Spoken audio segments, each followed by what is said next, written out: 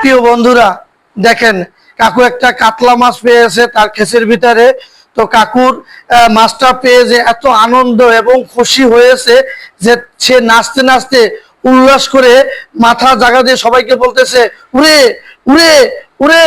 তারপরে মাছটা ধরিয়া তারপরে সবাইকে দেখালো এবং মাছটা তার ক্ষেতের ভিতর থেকে তার ব্যাগের মধ্যে ঢুকাইতে পেরেছে এবং মাছটা পেয়ে অনেক আনন্দ হয়েছে কাকু।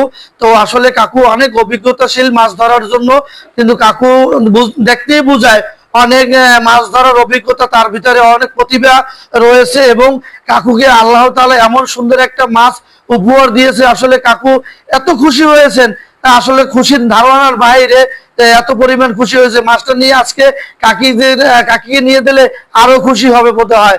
তো প্রিয় বন্ধুরা এই পর্যন্ত।